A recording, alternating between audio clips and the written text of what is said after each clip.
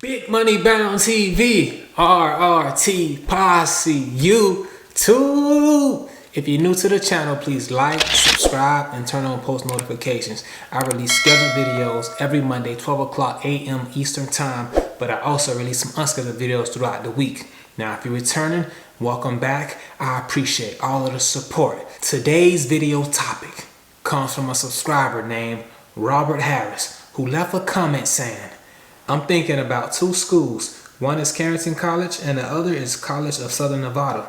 The pros and cons are Carrington, I can be done in a year and a half because I have some prerequisites done.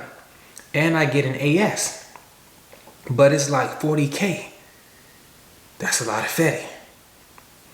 Now with the other school, it's $18K and you get a BS. But it will take me from right now, today, 10/29/2020. Whoa, that was a while back. A lot of stuff going on in real life. Sorry for the late response, but better late than never. But never late is better. 3.5 years to be done. What's your thoughts? You want to know what I think about this? You want to know what I would do if I was you? All right. I'm gonna let you know.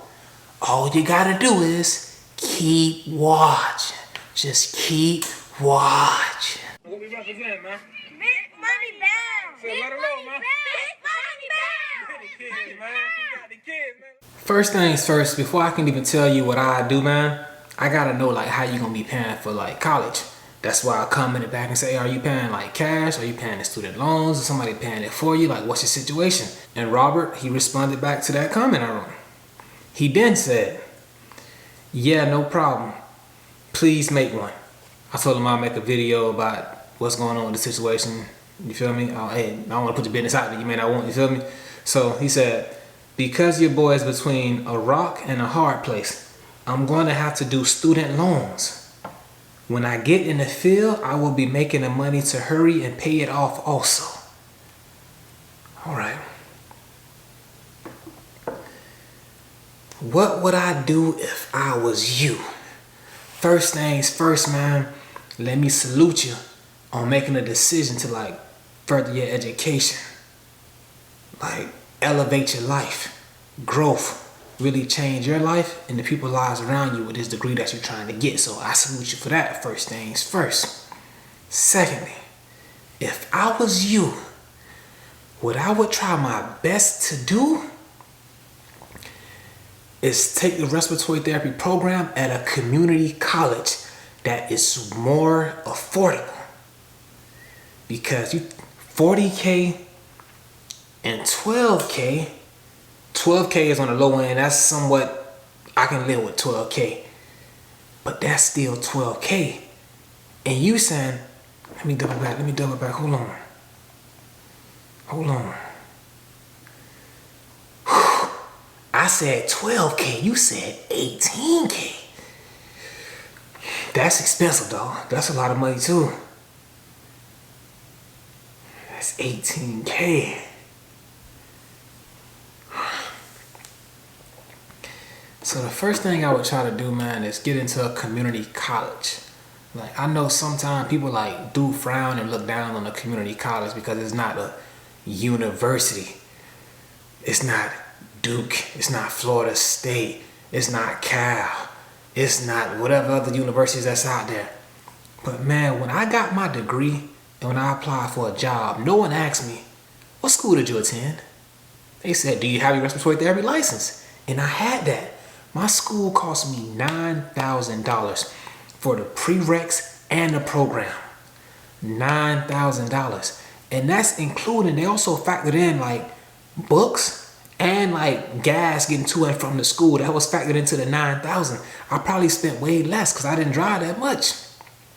Man, because I stayed so near the college getting my prerequisites. So I only paid around $9,000 to get a degree in a career field that they say you start off making $60,000 a year. I won. I paid 9, y'all gave me 60. I'm 51 up. Like, you won. Like, because, man, I wanted to attend like a university as well. Like I wanted to go to a university. I always wanted to go to Bethune-Cookman or FAMU University. Those are both historically black universities, but the main reason I wanted to go wasn't for the curriculum. No, it wasn't for the education. It was for like the women, the partying. Like that's why I wanted to go there and have fun. I wasn't thinking nothing about school. But I know people that went there, they went to FAMU, got a degree in respiratory therapy, $40,000, $45,000, $30,000. I went to the community college. Shout out to Palm Beach State College. You see my little flyer there, man. I got my little wreath. Shout out to Palm Beach State College, $9,000. So if I was you, first thing I would try to do is get into that community college. And I know the community college can be somewhat competitive, but it's not as competitive as you would think because a lot of people trying to get into those universities. So I think like 60 people applied for my program when I got accepted. But I know at like universities, they have programs like 800 people, 300 people will be applying. Since that's the dilemma, the situation that you gave me 40,000 and you gave me 18K. 40,000, that's a lot of bands, but you're gonna be done with the program in a year and a half. But you're doing it by student loans. And you say you're gonna work hard when you get in the field to pay it off. I don't wanna burst your bubble. I wish you the best as possible. But if I was you, speaking from my point of view, I had student loans. I used the $9,000 to pay for my school because at the time I was going to school and I was going to work. I couldn't go to school full time and work full time, so I had to use that student loans to like help me pay for school and pay for some of my books and just like trying to really stretch that money out, ration it out, like just stay above water, just stay afloat. But the last thing I wanted to do when I got out of school, doing all that studying, all those case studies, all those tests, bubbling all those scantrons, doing all of that free labor, what they call an internship for 2 years straight. The last thing I wanted to do is get my money and give it to somebody else. I don't know how you may do it though, but the last thing I want to do, I done worked all that time and now you talking about I gotta get, man, I still owe my student loans, man. They gave me 9, I still owe them 2. And I bought my house, bought my Benz, the shoes, the clothes, my son straight. I gotta take care of me first. Whatever I get you, you gonna owe.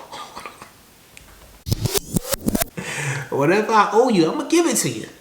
I'm gonna give it to you eventually. But I gotta take care of me first, man. So that's why like the student debt forgiveness thing is like so crazy. There's a lot of people want to have their student loans forgiven because there's a lot of people that took out student loans thinking the same thing you was thinking. Oh, I'm gonna take this money out, I'm gonna get into the field, I'm gonna pay it off. I feel you, dog. I hear you, man. Like, bro, I had to get me a house. I had to save for a house. I'm thinking about me first. I ain't, and that we talking about 9. We talking about 9,000, and I still owe them 2. 40.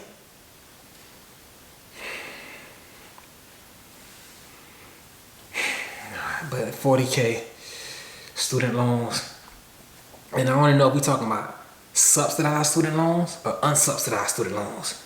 For y'all that may not know the difference, I know because I dealt with student loans. When you get a subsidized student loan, the loan doesn't start gaining interest until you're done going to school at least part-time. So whenever you stop going to school at least part-time, the interest on that loan kicks in.